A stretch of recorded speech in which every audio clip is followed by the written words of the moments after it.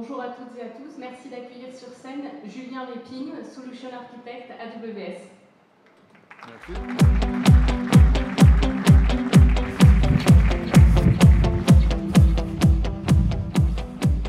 Bonjour. Hop, on va voir les slides. La session que je vais vous présenter aujourd'hui est à propos des applications legacy. Alors c'est une application faussement legacy parce que c'est une application qui a été créée spécifiquement pour ce besoin. Néanmoins, j'ai suivi des pratiques d'architecture qui sont des pratiques tout à fait normales et qu'on peut retrouver dans la majorité des applications déjà existantes dans vos plateformes. Donc on va voir si ma cliquette va bien marcher. Voilà. Donc l'application qu'on va voir aujourd'hui, c'est une application de gestion documentaire web. Tout le monde en connaît. Vous en avez, je pense, quasiment tous, au moins une qui tourne dans votre entreprise. C'est une application qui est développée en ASP.NET, donc Frontal Web, développée en langage C#. J'ai un passif et un actif sur les technologies Microsoft et typiquement les environnements de développement Microsoft, donc j'ai eu tendance à me rapprocher de cet environnement. Windows Server 2012 R2 et SQL Server 2014, vous pouvez voir, c'est pas vraiment legacy dans les solutions qui sont utilisées. Néanmoins, on va le voir, ce qui est un peu plus legacy, c'est la manière dont ça a été conçu. L'environnement de développement que je vais vous montrer tout à l'heure est assez simple. C'est une machine sur laquelle j'ai une base de données et une application web qui fonctionne. Et donc cet environnement fonctionne très bien, mais on va voir qu'on peut avoir un ensemble de problématiques qu'on va vouloir résoudre un peu plus tard. L'architecture de l'application, c'est une application qui propose donc un portail d'entreprise sur lequel vous pouvez vous connecter, vous pouvez voir vos applications. Et autour de ce portail, on va avoir plusieurs services. C'est une application assez SOA dans sa nature. On va avoir un service qui vous propose de gérer des sites et des sous-sites, des collections de sites, pour ceux à qui ça rappelle quelque chose. Un service qui va gérer des documents. Et ensuite, des services d'infrastructure en dessous qui vont gérer l'identité et la sécurité de notre application. Donc on va avoir une très légère démonstration de cette application. Yep. Donc c'est une application, ainsi qu'on peut le voir, qui propose un portail de documents. Donc je peux accéder à la racine de mon portail. Je peux me balader dans un ensemble de sites. Et ces sites vont avoir des contenus. Donc elle a un petit truc sympa dans l'appli, c'est qu'elle supporte le Markdown, donc ça permet d'avoir des pages web un petit peu plus riches que ce qu'on aurait normalement. Et on peut le voir, j'ai la possibilité de créer des répertoires, des sous-répertoires, des répertoires d'équipe, et de télécharger des documents. Donc ainsi, je peux télécharger mon document Exchange on AWS, qui est le livre blanc fourni directement par Amazon Web Services. Somme toute une architecture, enfin une application assez simple, qui est intégrée avec de l'authentification. Donc on verra, on peut s'authentifier, on peut gérer un certain nombre de problématiques directement depuis cette appli. Le but de la démo, c'est pas de vous montrer l'application à tort et à travers, mais plutôt de vous expliquer quelles sont les problématiques qu'on va essayer de résoudre. Quand on parle en tant qu'AWS, je parle beaucoup à des équipes d'opération. On a 4 piliers pour bien opérer une architecture sur un environnement cloud. Ces 4 piliers sont la sécurité, la fiabilité, la performance et finalement l'optimisation budgétaire. Si vous enlevez un de ces 4 piliers, vous allez avoir une architecture qui peut tenir la route, mais qui au bout d'un moment va avoir un certain nombre de problématiques pour votre métier. Et vraiment se focaliser sur ces 4 piliers en tant qu'opérateur d'une application est important. Ce que j'essaye de faire avec mes clients, c'est aussi de leur faire prendre conscience que dès le développement d'une application, ces 4 piliers doivent être pris en compte. Il n'y a aucune raison que la sécurité d'une application n'existe qu'à travers les firewalls réseau, ou n'existe qu'à travers les mécanismes d'authentification fournis par la plateforme. Ça devrait être directement inclus dans l'application et dans son développement. De même, la fiabilité, si j'ai une application qui stocke tout son état en mémoire, mais que j'ai besoin d'avoir de la haute disponibilité sur plusieurs ensembles de data centers disjoints, si j'ai mon état en mémoire, je ne vais pas être capable d'y répondre. Donc il va falloir intégrer ces mécanismes de fiabilité et de reprise sur incident directement dans l'application. La performance, pareil, avoir une application qui va parler à une base de données et qui part du principe que la base de données va être à moins de 50 nanosecondes du serveur d'application et que je vais pouvoir faire 8500 connexions pour chaque page affichée, ça peut marcher quand j'ai ma base de données qui est sur le même serveur. Mais dès que je vais les déplacer, ça ne va pas fonctionner. Donc vraiment le prendre en compte dès son design. Et finalement, quand on parle de budget à des développeurs, la plupart du temps, le budget qu'on va nous répondre, c'est la taille de l'équipe de développement. Et c'est le seul budget qui semble compter. Non. On devrait inclure dès le design de l'application quel va être l'impact budgétaire en opération de telle ou telle fonctionnalité. Pour des personnes qui vont utiliser des méthodologies comme Scrum, qui sont value-driven, donc on va essayer de donner de la valeur métier sur chacune de nos fonctionnalités, intégrer une étude de coût dès le développement des fonctionnalités peut vraiment être une valeur importante pour l'entreprise. On a 3 étapes dans la migration d'une application vers le cloud. La première, c'est ce qu'on appelle le rehosting. C'est un projet qui est habituellement piloté par les équipes opérations. J'ai une application, elle tourne sur mon data center on-premises, je veux la bouger vers AWS et surtout, je veux toucher le moins possible. Vraiment, je veux toucher le moins possible, je veux que ce soit un projet qui me coûte très peu de temps et très peu d'argent pour le mener à bien. Et vous pouvez voir les graphes. Effectivement, en effort de migration, c'est un projet qui coûte vraiment très peu. Par contre, l'impact en opération et l'impact en maintenance sont quasi nuls. Ça va toujours coûter cher à opérer. Mais c'est un projet qui est rapidement mené, ce qu'on appelle souvent des quick wins. La deuxième étape, c'est de se dire, maintenant que j'ai une plateforme cloud, pourquoi est-ce que je n'utiliserai pas les bonnes pratiques et les avantages de cette plateforme pour finalement avoir une application qui va répondre à mes 4 piliers. Donc, quand j'ai plus d'utilisateurs, je vais augmenter la taille de ma plateforme. Quand j'en ai moins, je vais être capable de réduire sa taille. Et donc ça, c'est souvent un projet qui est toujours initialement piloté par les ops, mais là, c'est le moment où les développeurs commencent à rentrer dans la boucle. Parce que oui, avoir un état stocké en mémoire, ça ne répond pas au terme d'élasticité. Parce qu'on va avoir de l'affinité de session, des choses comme ça, qui font que ça ne peut pas fonctionner sur le long terme. Et donc là, les développeurs vont devoir impacter leur application. Des exemples de clients qui font ça, parmi les grandes entreprises, on peut retrouver GE Oil & Gas, qui ont mis en place un mécanisme d'automatisation complète de leur plateforme. Et en plus, la majorité sous plateforme Windows, donc c'est pas plus mal de le faire en PowerShell. D'autres clients comme Novartis qui ont construit de nouvelles plateformes d'analytique, encore une fois centrées sur cette automatisation, cette agilité. Et c'est vraiment le maître mot de cette étape 2, qui est le replatforming, c'est de focaliser sur l'automatisation. On a sur les stands des partenaires qui sont spécialisés en automatisation. Donc si vraiment vous vous posez des questions là-dessus, n'hésitez pas à aller les voir. Une fois que notre application est dans le cloud, on verra, ça nous a coûté un petit peu plus cher à faire comme projet. Oui, parce qu'on a dû travailler un peu sur le développement, un peu plus sur l'automatisation, donc ça a coûté un peu. Par contre, on commence à avoir des gains en termes de coût d'opération de cette plateforme et en termes de maintenance. Quand j'ai des machines qui sont capables de se redémarrer automatiquement parce qu'elles plantent, et la prochaine fois qu'elles plantera, je n'ai pas besoin de faire un ticket et d'attendre d'avoir une intervention manuelle. Donc mon coût de maintenance et mon coût d'opération seront beaucoup plus faibles. Troisième étape, c'est ce qu'on appelle le refactoring. Vous avez compris le cloud, vous avez migré une application déjà dans cet environnement, et là, vous allez concevoir une application pour le cloud. Donc là, vous allez vraiment travailler sur le développement de l'application pour avoir tous les bénéfices de ces plateformes. Là où vous devez stocker des millions d'entrées et avoir une latence communément faible, vous pouvez utiliser des services comme Amazon DynamoDB. Très bien, mais ça va nécessiter un effort de développement. Et donc là, c'est des projets qui sont habituellement pilotés par l'IT global et appuyés par les métiers, parce que là où vous allez optimiser, là où vous allez changer votre application, c'est là où ça fait du sens pour les métiers. Donc on appelle ça mon application pour le cloud. Des clients qui font ça, des grands clients comme Unilever le font sur pas mal de leurs plateformes, avoir redéfini des plateformes de publication de contenu pour l'interne et pour l'externe directement sur la plateforme AWS, et Intuit, qui est une plateforme SaaS de déclaration de taxes et d'outils financiers, intégralement rebuildée pour être pensée cloud. Mais le retour qu'on a dessus, c'est « ouais, mais c'est des projets qui coûtent quand même un peu plus cher ». Oui, mais vous allez avoir beaucoup de gains. Et une fois que vous avez fait un premier projet comme ça, ce qui est intéressant, c'est que vous allez pouvoir entreppeler l'étape 3 bis, qui est finalement construire des applications cloud native. Donc là, au lieu de devoir changer une application déjà existante pour la faire migrer vers une infrastructure de type cloud, vous pouvez la construire dès le départ, avec les bonnes pratiques du cloud. Et c'est non seulement des projets qui vont être plus rapides à mener, parce qu'au lieu de devoir tout recréer à chaque fois, vous avez un environnement qui a sorti plus de 700 nouvelles fonctionnalités l'année dernière, qui est à votre disposition pour déployer votre application. Et en plus, vu que vous avez tout optimisé et tout automatisé, elle va coûter moins cher et elle coûtera beaucoup moins cher. Enfin, elle va coûter moins cher à être exécutée et elle va coûter beaucoup moins cher à opérer. Donc là, c'est vraiment le moment où on va rentrer dans des logiques de type DevOps, où finalement, on va avoir des équipes de développement, des équipes d'Ops, et la manière dont vous les intégrez reste à vous, c'est vous qui le définissez, soit vous avez des ingénieurs DevOps, soit vous avez des équipes DevOps qui vont être capables de travailler ensemble. Mais en utilisant ces mécanismes-là, vous aurez du déploiement continu, de la sécurité en continu, et donc toutes les bonnes pratiques qu'on appelle DevOps, SecOps, FinOps vont pouvoir être intégrées directement dans vos applications. Donc là, si je parle en termes de développement, il y a un des mantras de développement qui sont de construire des applications sous la norme SOLID.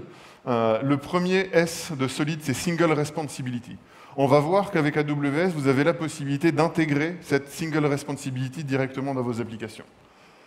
Amazon RDS, je vous le présente rapidement, c'est un service de base de données complètement opéré pour vous.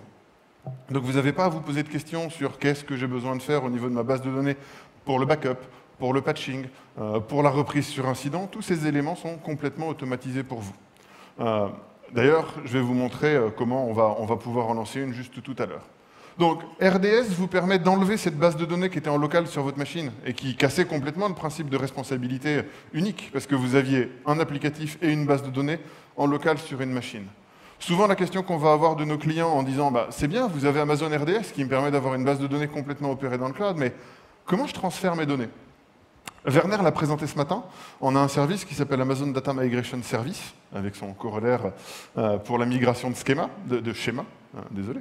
Ce qu'on va faire, c'est ça analyse le schéma source de votre base de données. Ça va potentiellement les transformer vers un schéma cible, si vous voulez même changer de moteur de base de données, ce qui est une possibilité. Et après, ce qui est intéressant, c'est que ça va faire un transfert initial. Donc ça va faire l'équivalent d'un backup restore. Ça backup d'un côté, ça va restaurer de l'autre côté. Mais une fois que ça a fait ce restore, ça ne va pas s'arrêter là.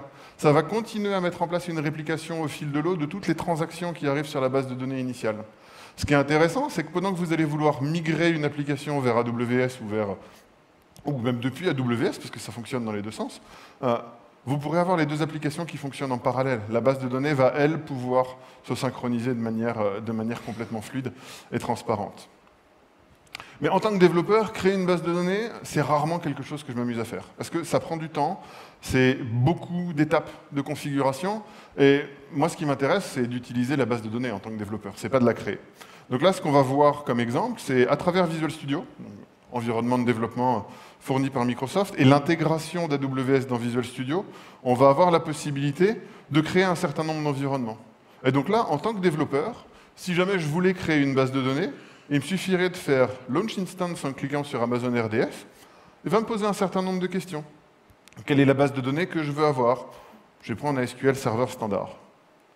Ensuite, il va me demander quelle est la version de la base de données. J'ai la possibilité de choisir entre SQL 2008, 2012, 2014. Donc assez simple de choisir ma version. Et là, encore une fois, pour l'instant, rien demandé à personne. On me demande la taille de ma machine. Donc là, je peux avoir des toutes petites machines pour le test, disons des M3 Medium. Je peux avoir des machines extrêmement performantes. Donc là, vu que je suis sur un SQL Server standard, je vais me limiter à 64 Go. Mais on peut avoir des machines qui vont avoir plus de 250 Go de RAM pour déployer des bases de données. Cette petite case à cocher, qui est ici, et donc qui est vraiment très facile à mettre ou à enlever, me permet d'avoir une base de données qui sera déployée de manière hautement disponible sur plusieurs ensembles distincts de data centers. Donc là, vous avez de la haute disponibilité, un SLA sur votre base de données, avec un seul clic sur une console. Donc assez intéressant. Hop. Et donc là, je vais juste la nommer. Je m'appelle Julien. Je vais mettre un mot de passe. Extrêmement sécurisé, ainsi que vous pouvez le voir. Et là, on va me poser des questions sur le réseau, mais la plupart du temps, c'est même pas ce qui va m'intéresser. Moi, ce que je veux, c'est vraiment avoir ma base de données qui va fonctionner. Hop. Bien entendu. Hop, on va juste choisir le subnet de groupe, parce que sinon il n'est pas content. Hop, allez, on va créer un nouveau security group. Normalement, il devrait être plus content. Ah, bien, merci Visual Studio. Donc normalement, vous avez une base de données qui vient de démarrer, si Visual Studio veut bien. C'est la version communautaire. J'aurais dû prendre une version Enterprise. Donc là, ma base de données se lance. Pour la démo, pour la suite de la démo, je vous rassure, j'en avais déjà lancé une, en utilisant exactement le même wizard, hein, donc ça fonctionne normalement très bien. Maintenant, la deuxième étape, c'est de se dire, cette base de données que je viens de lancer, il va falloir que je mette des données dedans. Donc là, j'ai mon serveur que j'ai lancé, qui s'appelle Document Manager sur Amazon RDS, et ma base de données locale sur ma machine, qui s'appelle Dev. Donc, mes bases de données, ici, on voit, j'en ai pas. Ce que j'ai fait, c'est j'ai juste utilisé PowerShell et les scripts qui sont disponibles directement dans Visual Studio pour me dire, j'ai envie de migrer ma base de données de manière extrêmement simple. Donc là, avec un petit script sous PowerShell, j'ai la possibilité d'extraire mes données depuis ma base de données locale, les envoyer vers ma base de données SQL Server distante, et si je veux tester mon application, ce que je peux même faire, c'est arrêter ma base de données, et surtout arrêter la bonne. Oui, je veux fermer. Oui, je veux fermer. Maintenant que j'ai tué ma base de données, ce qu'il va juste falloir que je fasse, c'est que je change ma configuration de mon application pour qu'elle aille pointer vers ma nouvelle base de données qui effectivement est disponible dans le cloud et automatiquement managée.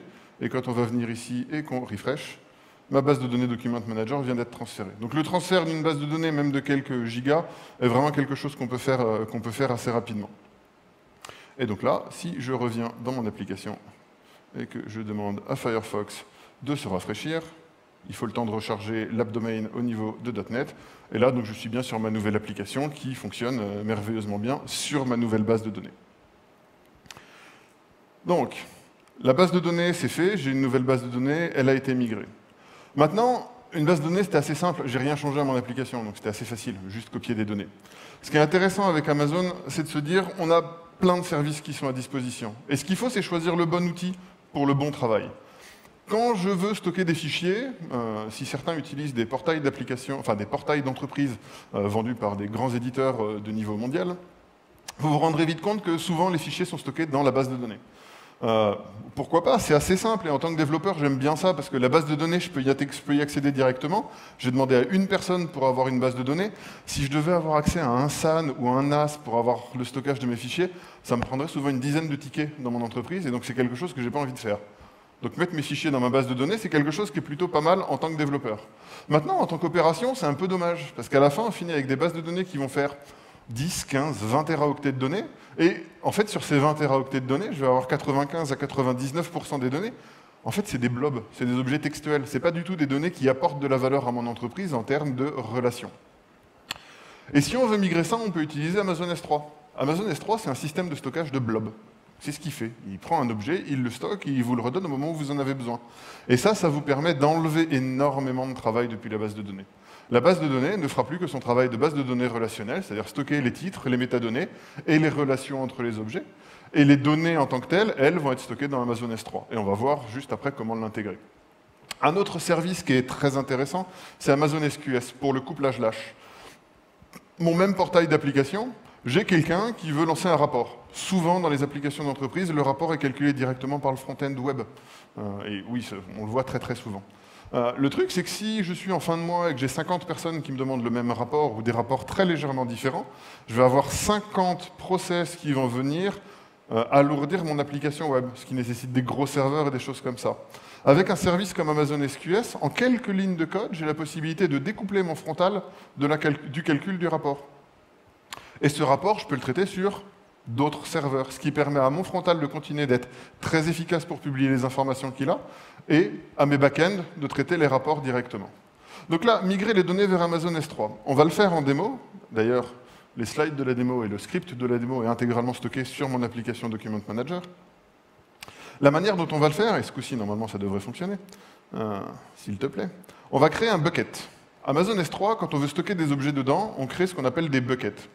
Un bucket, ça peut stocker un nombre quasi illimité d'informations. Donc là, je vais l'appeler Paris Summit, et nous sommes le 31 mai. Hop, je copie ça. OK. Là, je viens d'avoir l'équivalent d'un espace de stockage illimité. Donc comparer ça à une demande pour avoir quelques gigaoctets de stockage sur un SAN, c'est un tout petit peu plus efficace. Pour pouvoir l'utiliser, il va falloir que je change mon application. Mon application, actuellement, elle stocke ses fichiers dans une base de données. Je vais vouloir qu'elle stocke ses fichiers dans Amazon S3. Donc pour le faire, je vais changer la configuration de mon application pour lui dire le nom de ton bucket, c'est ça. J'ai juste préparé ces clés en amont pour éviter d'avoir à taper trop de choses. Et après, je vais aller dans mon application et je vais modifier le code qui est en charge de stocker et lire les fichiers depuis la base de données pour les transférer vers Amazon S3. Et donc là, j'ai un fichier, mon service, qui s'appelle Document Provider. Ce service-là, je vais juste changer une méthode qui s'appelle UploadBlob, parce que quand même, je l'avais bien codé. Je n'ai pas fait trop m'engorer là-dessus. Donc cette méthode UploadBlob, je vais avoir la possibilité juste de la changer. Et en la changeant, je vais lui dire deux petites choses. La première, c'est le fichier, stocke-le dans Amazon S3 plutôt que de le stocker dans la base de données. Donc on voit que le code était initialement assez long. Hop, et là, il sera un tout petit peu plus court. Là, ce qu'on fait ici, c'est je demande à mon client S3 de stocker un objet. Et d'ailleurs, ces 6 lignes-là sont l'intégralité du code nécessaire pour s'intégrer à S3 dans une application .NET. C'est la même chose en Python, c'est la même chose en Node.js, c'est la même chose en Java, c'est la même chose en Go, c'est la même chose dans la majorité des langages qui existent actuellement. Donc vraiment très simple de s'intégrer. Donc là, c'est bien, pour tous mes nouveaux fichiers, je vais avoir la possibilité de les stocker dans Amazon S3. Maintenant, ce que je veux, c'est les récupérer depuis Amazon S3 pour mon application. Et donc là, je vais prendre juste ce deuxième bout de code, qui lui va aller dans la méthode qui me permet de récupérer mes fichiers, donc que j'avais nommé bien gentiment getDocumentContent. Et là, je vais faire juste une petite différence par rapport à tout à l'heure où j'ai remplacé toute la méthode. Là, je vais juste aller demander, je veux exécuter un bout de code au moment où je n'ai pas trouvé mon fichier dans la base de données. Si, voilà, hop, ici, je colle ça, je sauvegarde. Là, je n'ai plus qu'à publier mon application directement. Donc j'ai configuré pour avoir la publication. Hop, publish. Il va me relancer mon application. Et donc si maintenant je vais voir dans ma base de données, cette base de données a une table qui s'appelle Documents. Dans cette table Documents, je peux récupérer toutes les lignes. Et là, on voit, j'ai des blobs, des espèces de chaînes hexadécimales qui vont stocker l'ensemble des données de mes objets. Là, ce que je vais pouvoir faire, donc on verra, j'en ai pas beaucoup, hop, j'en ai 6. Ces 6 objets, ce que je vais avoir comme possibilité maintenant, c'est de me dire, tout à l'heure sur mon site, j'ai téléchargé mon white paper Exchange on AWS white paper. Donc ça, j'ai déjà les octets qui sont chez moi. Si maintenant je voulais télécharger SharePoint, pour bien montrer que mon application continue à fonctionner, je sauvegarde, j'ai téléchargé SharePoint, mon application marche exactement de la même manière. Maintenant, ce que je peux faire, c'est demander à créer un nouveau document. Et ce nouveau document, hop, je vais juste aller choisir mes documents téléchargés, Exchange on AWS. Je vais lui faire upload. Là, je peux donc toujours télécharger mon document, donc ça n'a rien changé pour mon application. Si je vais voir dans mes téléchargements, hop, ici, j'en ai bien 2, j'ai Exchange on AWS 1. Par contre, si je vais dans ma base de données, on va voir que j'ai une entrée qui vient de disparaître. J'ai plus que 5 fichiers dans ma base de données. En fait, ce que ça a fait, en modifiant juste ces 2 petites lignes de code, à chaque fois que quelqu'un va uploader un fichier dans mon application, ça va le supprimer de la base de données et le mettre dans Amazon S3. L'intérêt, c'est que ça n'a aucun impact sur le reste de mon application. J'ai rien touché au reste. Donc vraiment, en changeant une quarantaine de lignes de code au total, j'ai eu la possibilité de changer complètement le stockage de mes documents, les passer d'une base de données vers Amazon S3. La supervision, élément extrêmement important de vos applications. Vous allez vouloir avoir une supervision de bout en bout de vos applications. Mais intégrer de la supervision au sein d'une application, c'est souvent un peu compliqué. Parce qu'on va vouloir voir les logs et on va vouloir avoir des métriques qui sont clés sur son application. On a un service qui s'appelle Amazon CloudWatch qui vous permet de faire ça de manière complètement optimisée. Et on a des partenaires tels que New Relic et Datadog et Splunk qui sont dans le Partner Expo, qui sont là pour ça et qui sont capables de vous aider à optimiser vos applications et à avoir une visibilité sur vos plateformes. Un deuxième service qui est disponible, c'est Amazon CloudWatch Log qui vous permet d'avoir une gestion complètement automatisée de vos logs. Ce qui est assez sympa en tant que développeur, c'est de me dire, si je mets un log dans mon code, et qu'il est juste dans un fichier de texte, c'est pas intéressant. Par contre, si au lieu de faire ça, j'ai la possibilité de l'avoir à disposition quand je veux, de faire des analyses temps réel dessus, d'avoir un moteur de recherche qui me permet de voir toutes les erreurs ou un certain nombre d'autres points, là du coup j'ai la capacité de valoriser mes applications. Et bien Amazon CloudWatch Log, c'est exactement ce qu'il va faire. Il vous donne la possibilité de valoriser vos chaînes applicatives et de simplifier la gestion. Donc en démo, la démo est assez simple. Dans la partie configuration, j'ai préparé juste un petit listener. Donc pour ceux qui ne connaissent pas ce que c'est qu'un listener, c'est le système de log tout à fait standard de .NET. J'ai rien changé au framework .NET. J'ai juste demandé à ce logger d'aller taper dans Amazon CloudWatch, ce qui est une classe qui doit faire une 50aine de lignes. Donc pas très compliqué. Et la deuxième étape que je vais faire, c'est de demander à mon application de publier des métriques sur tout ce qui se passe au sein de cette application. Et donc ces métriques, je vais avoir juste, encore une fois, un petit bout de code que je vais récupérer, encore une fois, dans mon application, à rajouter pour que mes métriques soient publiées tout de suite dans Amazon CloudWatch. Donc là, hop, je prends mon bout de code, je le colle juste en bas de cette méthode. Hop, je sauvegarde. De nouveau, je vais publier pour mettre à jour mon application sur son serveur. Hop, publish. Et là, on va avoir la possibilité donc, de naviguer dans l'application, donc faire exactement tout le process standard qu'on a vu depuis tout à l'heure sur cette application. On attend juste qu'elle démarre. Voilà, donc je peux aller sur mon site Summit, je peux aller regarder les documents, je peux aller télécharger des documents, j'ai des répertoires d'équipes qui me permettent d'avoir différents éléments. Je peux encore une fois télécharger un document, donc on peut vraiment faire tout ce qu'on veut dans l'application. Et une fois qu'on a fait ça, ce qu'on va se poser comme question, c'est comment est-ce que je peux avoir de la visibilité sur ce que je viens de faire dans mon application? Cette visibilité, on va pouvoir l'avoir directement en allant dans CloudWatch. Donc Amazon CloudWatch, le service, va avoir deux entrées intéressantes pour vous. La première, c'est les logs. Les logs, j'ai un nouveau log group qui s'appelle ASP.NET, qui a été créé. Et ce log group ASP.NET, on peut voir qu'à 13h56 UTC, j'ai des logs qui viennent d'être générés. Donc juste en switchant une ligne dans ma configuration, j'ai l'information qui me dit toutes les pages que je viens de demander. Donc là, j'ai demandé à avoir la page du Summit, j'ai demandé à avoir la page Team Documents. Donc toutes les informations dont on vient de parler, elles sont automatiquement mises dans Amazon CloudWatch. Ce que va aussi me proposer Amazon CloudWatch, c'est la possibilité d'accéder à des métriques custom. Et ces métriques custom, moi ce que j'ai fait, donc le bout de code que je viens de poster, donne la possibilité de voir tous les appels de méthode de toutes mes applications et de tous mes services. Et donc là, si je change ma granularité à 1 minute et que je le mets de il y a 10 minutes à il y a moins 5 minutes, hop, j'ai la possibilité de voir effectivement que j'ai des métriques qui sont passées, et là je l'ai fait en moins d'1 minute, donc c'était un peu rapide dans la navigation, mais je pourrais avoir, donc là c'est tous les appels de service SOA que j'ai mis dans mon application, juste en ajoutant ce bout de code, j'ai un handler qui va me tracer tous les appels de service. Donc j'ai la possibilité vraiment de voir mon application en quasi temps réel. Donc là, toutes les minutes, vous aurez une nouvelle métrique qui est postée, et vous pouvez l'utiliser dans votre application. Donc encore une fois, très simple à mettre en place.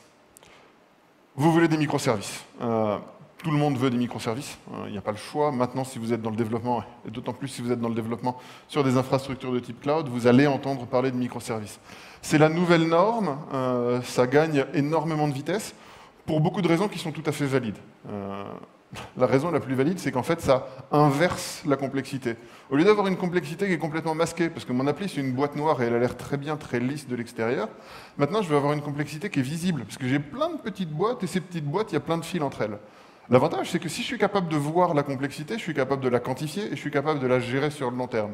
Là où avant, au sein de mon application, j'avais la complexité cyclomatique, donc des métriques de code que je pouvais avoir, mais ce n'était pas très facile pour savoir comment ça allait faire. Et donc les microservices, oui, ça va être une réponse à beaucoup de besoins. Mais qu'est-ce qu'un microservice ? On va revenir à l'éléphant, ou plutôt à la baleine dans l'étage. Quand on parle de microservices, tout le monde veut entendre parler de Docker. Docker est une extrêmement belle technologie qui va vous permettre de répondre à beaucoup de vos besoins de microservices. Là, en l'occurrence, ce n'est pas celle que je vais démontrer, mais typiquement, on a un service qui s'appelle Amazon Elastic Container Service, qui est compatible avec les conteneurs Docker. Donc vraiment, Docker est une très bonne réponse. Mais Docker, pour un développeur pur et dur, ça reste quand même assez proche de l'infrastructure. Il faut que je scripte le déploiement de mon Apache ou de mon Nginx, il va falloir que je scripte le déploiement potentiellement de mon MySQL, que je gère la mise en haute disponibilité, que je gère la durabilité des données. Beaucoup de travail qui sont quand même des travails d'ops. Nous, ce qui peut nous intéresser, c'est de le faire différemment. Et donc si on revient à la définition d'un microservice, alors ça c'est la définition Wikipédia, c'est pas nécessairement celle que je préfère, mais elle a le don d'exister partiellement sur la version française. Je vous engage plutôt à regarder la version anglaise de Wikipédia actuellement. Il faudrait d'ailleurs que je poste une mise à jour. Ce qui m'intéresse plus, c'est de me dire, j'aimerais bien l'avoir un peu plus simple. Donc il y a un très bon livre qui s'appelle Building Microservices qui est sorti. La définition est super simple. Un microservice, on peut le considérer comme tel à partir du moment où c'est un service indépendant qui peut être construit sous moins de 2 semaines. Donc ça vous donne une idée de la complexité de chacun de ces services. Ça doit être très simple et ça doit être très limité. Ça a un certain nombre de caractéristiques. Le premier, c'est l'indépendance. Chaque microservice doit être son propre maître. Il ne doit pas dépendre d'autre chose pour être capable d'opérer. Peut-être qu'il va appeler d'autres services pour avoir une manière d'agréger de l'information, mais en tout cas, lui-même, son propre comportement doit être complètement tenu par lui-même. Et ça va très bien dans, encore une fois, ce que Werner dit, « You build it, you run it », qui est un des mantras d'Amazon. Si vous construisez un microservice, vous êtes en charge de son opération. Donc il va falloir faire très attention. Il est rapide à réécrire, la règle des 2 semaines est tout à fait valide. Il est centré sur une tâche. Et là, ça va encore avec le premier, sur l'indépendance. Il doit faire une tâche, mais il doit la faire bien. Mais il ne doit pas faire plus. Si jamais on doit étendre ses fonctionnalités, soit ça fait partie de son cœur business et on va l'étendre, soit on va créer un nouveau microservice pour ce besoin. Il est indépendant du langage de programmation. Si quelqu'un vous dit microservice, c'est Node.js, Pourquoi pas? C'est une très bonne plateforme pour faire des microservices. Peut-être pas la réponse. De même avec Python, de même avec beaucoup de plateformes. Le langage de programmation est un outil qui va vous permettre d'y répondre, mais n'est pas la clé du microservice. Et finalement, ce qui manquait typiquement de la définition Wikipédia française, il sait que les pannes existent. C'est extrêmement important. Et ça revient tout à fait au premier principe et au pilier d'une architecture cloud dont je vous ai dit tout à l'heure. La fiabilité est clé dans le design d'une application, et c'est tout à fait le cas dans les microservices. Donc chez nous, on a une équipe gagnante pour répondre à ça. En meneur ou en tête de peloton, on a AWS Lambda, qui vous permet d'écrire des fonctions dans plein de langages de programmation. Et on va continuer à l'étendre. Donc actuellement, on fait Node, Python, enfin Node, on a 2 versions de Node, Python et Java 8. On va continuer à l'étendre, ça c'est sûr et certain, en fonction des besoins. Donc si vous avez un langage de prédilection que vous voulez voir implémenté dans Lambda, n'hésitez pas à faire du retour sur les forums.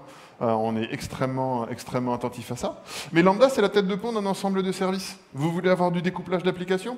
Utilisez Amazon SQS ou Amazon SNS. Très facile, et vous avez une application qui est en couplage lâche, de manière extrêmement simple.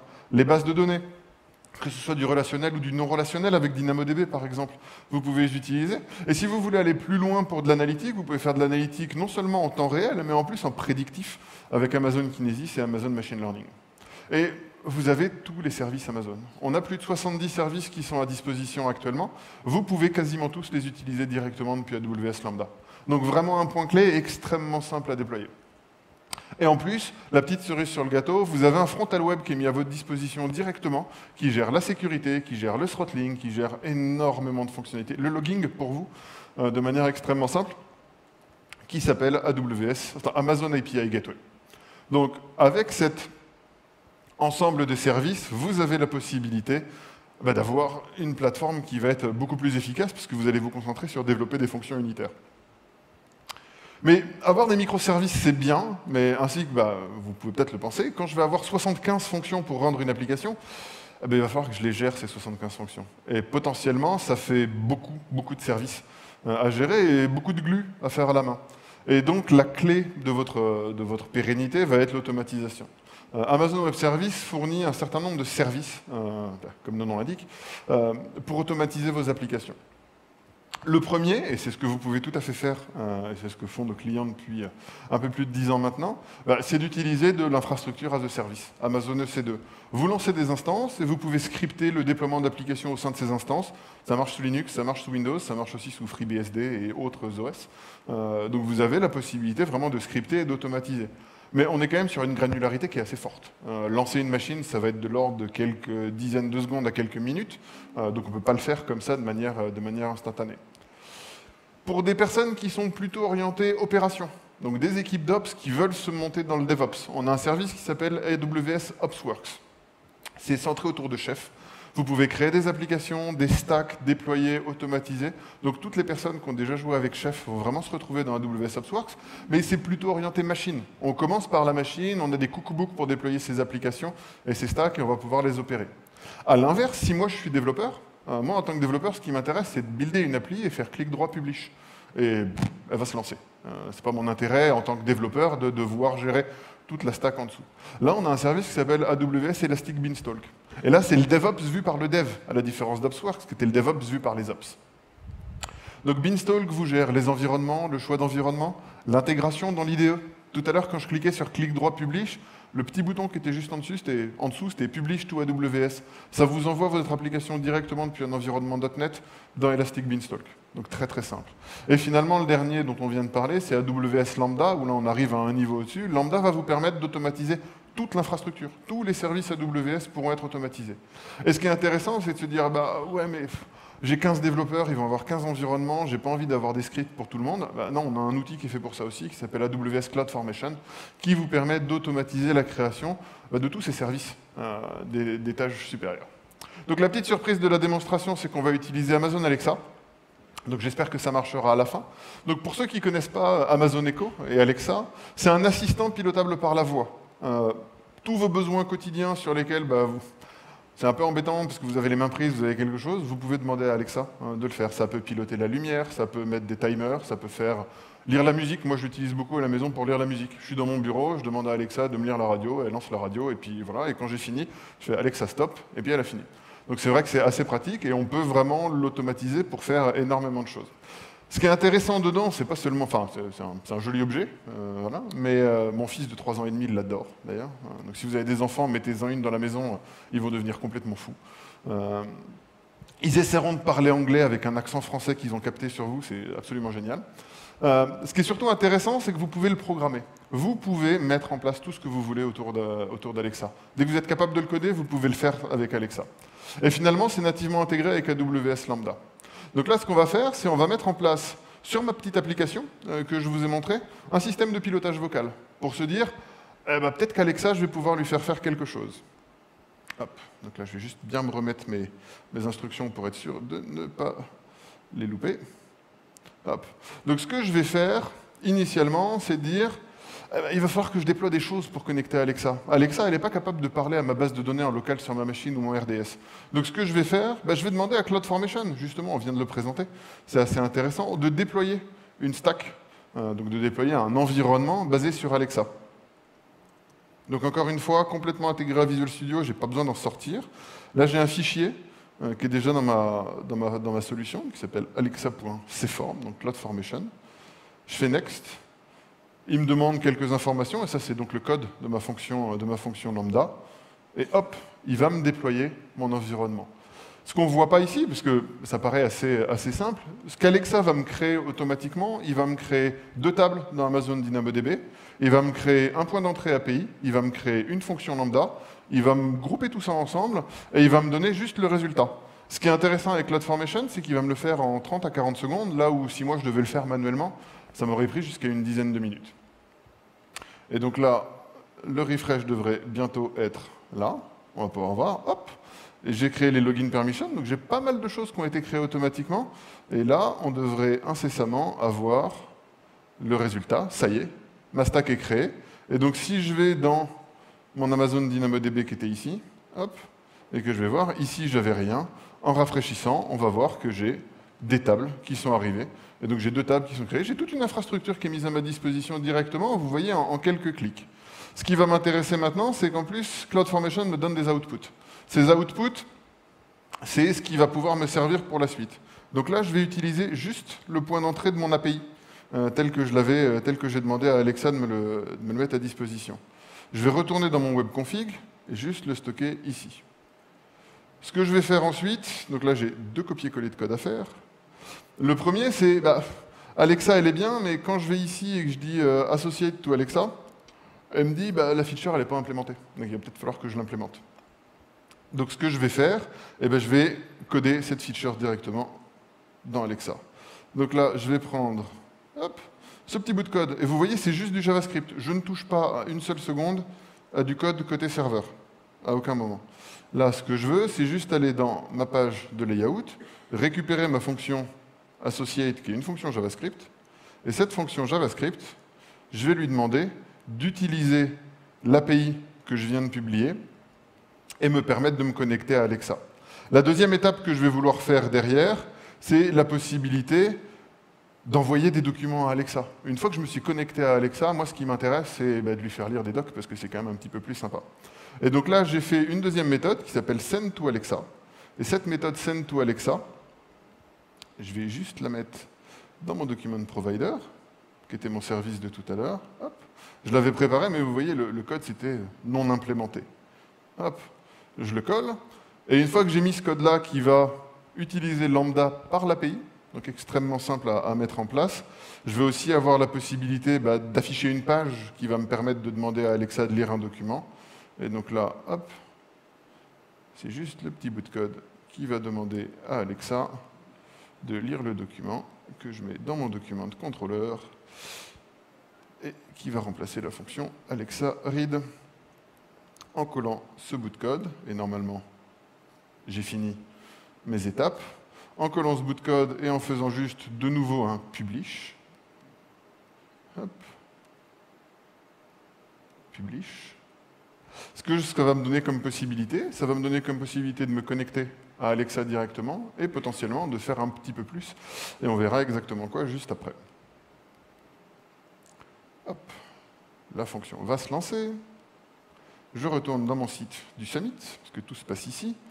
Là, mon petit menu qui tout à l'heure me mettait une alerte JavaScript, là maintenant, il va pouvoir faire quelque chose. Et donc cette alerte JavaScript, il va me demander un code. Voilà. Sauf que ce code, je ne l'ai pas. Alexa, ask Document Manager. Welcome to Document Manager. Connect. I initiated a connection with your Document Manager. Please go to your Document Manager account and activate with the code 2874. Donc là, ce qu'Alexa en fait a fait directement, c'est générer un code, le stocker dans une table DynamoDB et me lire le code pour que je sois capable de l'activer. Ce qui me permet juste, de manière très simple, d'avoir une association 1-1 entre mon Alexa et mon ordinateur. Et je suis sûr que si quelqu'un venait à utiliser cette application, il ne pourrait pas l'utiliser directement depuis mon Alexa. Donc là, je fais OK, et normalement, congratulations, j'ai associé mon compte. Donc là, assez pratique, j'ai donc directement associé Alexa à mon compte. Et si jamais je devais aller voir maintenant dans mes tables qui ont été créées sur mon AWS Explorer, je peux voir que j'ai une ligne qui dit user 1 qui s'appelle Julien, et avec le code de mon Alexa. Et donc maintenant, si je fais effectivement ça, voire même ce que je pourrais faire, c'est changer ça. Admettons que je m'appelle John. Hop, on va faire un scan. Yes. Alexa, ask Document Manager who I am. You are connected to Document Manager with the name John. Is there anything else I can do for you? Thank you. Okay, thank you. Donc vous voyez, c'est toujours assez intéressant d'interagir avec Alexa. Donc là, on peut changer les informations. Donc je m'étais connecté en tant que Julien, je l'ai juste changé en John pour bien montrer qu'elle vient lire la table qu'on vient de créer, donc ce qui est assez intéressant. Maintenant, ce que je vais vouloir, c'est lui demander de faire un petit peu plus. Et pour faire un petit peu plus, ce qu'on va faire, c'est qu'on va lui demander de lire un document. Et donc typiquement, j'arrive dans mon entreprise le matin, je me mets dans mon bureau, je vais prendre mon café et j'ai des news, j'ai quelque chose qui est arrivé. Ce qui m'intéresserait, plutôt que d'être devant mon écran à attendre, ça pourrait être de demander à Alexa de dire tiens, est-ce que tu pourrais me lire les news que j'ai? Donc là, je vais faire upload. Quand je fais upload, il y a 2-3 petites choses qui viennent de se passer. La première, c'est que dans mon bucket Amazon S3, qui s'appelle Paris Summit, j'ai un répertoire content dans lequel on voit j'ai tous les fichiers que je viens de créer. Et donc là, le 10.13, c'est celui que je viens de créer avec 668 octets. Et ce que je vais pouvoir faire dans mon application maintenant, vu que mon fichier a été uploadé, c'est demander à Alexa de le lire. Donc là, mon application ne peut pas demander à Alexa, sinon ce serait assez facile de pirater la maison de quelqu'un, ce qu'on ne veut pas. Par contre, là, ce que j'ai fait, c'est j'ai enregistré la demande d'action dans ma table DynamoDB pour lui dire « lis mon document ». Alexa, ask Document Manager to read. Hello everyone, welcome to the AWS PARS Summit 2016. During this session, we have presented you some hints on how to modernize your application for the cloud. We started with an application that stored everything inside a local database, moved the database to a dedicated service with Amazon RDS, used an object store for the files with Amazon S3, and finally extended the application with microservices and voice control. I hope these demonstrations have proven useful to you, and thank you for attending. The Amazon Web Services team and myself wish you a great summit. Donc c'est bien effectivement ce qu'on venait de demander. Thank you. Okay, thank you. Donc c'est exactement ce qu'on venait de demander à Alexa, et c'est bien le texte que je viens de rentrer, donc c'est bon. Ça a commencé mal, mais ça finit bien. On est là pour vous accompagner. On ne va pas vous laisser tout seul avec ces 70 services, ce n'est pas du tout l'intérêt. Donc encore une fois, pensez à vos architectures. Vos architectures, vous devez y penser dès la phase de conception. Donc avant même la première ligne de code, vous devez avoir une idée sur la sécurité, la fiabilité, la performance et l'optimisation budgétaire. Vraiment 4 piliers. Pour vous aider, on a un white paper qui s'appelle le Well Architected White Paper, avec un framework qui vient autour, le Well Architected Framework, avec plein de questions que vous pouvez poser sur vos applications et qui vous permettent de voir quels sont les petits goulots d'étranglement, les petits points où vous n'êtes pas parfait. Donc vraiment, faites-le, c'est gratuit, vous pouvez le télécharger en ligne.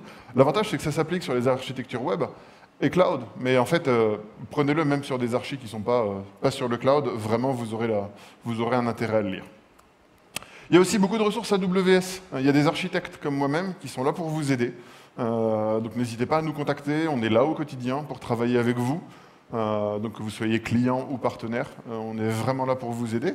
Il y a des consultants aussi, Amazon Web Services, donc si vous avez un projet sur lequel vous avez besoin d'avoir des personnels AWS directement intégrés à vos équipes, nos équipes de Professional Services sont là pour vous aider. On a du support. Qui est là pour au quotidien, si vous avez un problème, ou même si vous n'avez pas de problème, et c'est un point intéressant du support, contactez-les avant même d'avoir un problème. Ils sont vraiment là pour s'assurer que vos applications seront up and running. Et finalement, on a des partenaires, il ne faut pas les oublier. Il y en a plein dans le hall ici, qui sont là pour vous aider. Si jamais vous avez besoin de consultants et de partenaires, on est capable de travailler ensemble. Donc vraiment, on est une équipe étendue, qui est là vraiment juste pour vous servir. J'allais pas finir sans oublier les trainers. On a une équipe de technical trainers qui, entre autres, travaillent en France, qui sont là pour vous accompagner. Et ils ont 3 domaines très importants que je vous engage à tester. Des labs en ligne. Donc directement, vous allez sur quicklabs.com. Donc vous pouvez regarder sur le site aws.amazon.com les labs en ligne. Vous pouvez tester toutes nos technologies directement. Certaines gratuitement, d'autres pour un moindre frais. C'est engageant en rien du tout. Et une fois que vous avez fini le lab, vous cliquez sur terminer. Ça aura tout nettoyé et vous pouvez passer à autre chose. Donc vraiment important.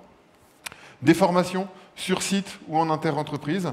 Et finalement, la certification. Je vous engage tous à devenir certifié AWS. En plus, vous aurez accès au Certification Lounge qui est disponible dans le hall principal. Avec ça, je vous remercie. Merci beaucoup d'avoir été ici. Je vous souhaite une excellente après-midi avec beaucoup de sessions très intéressantes.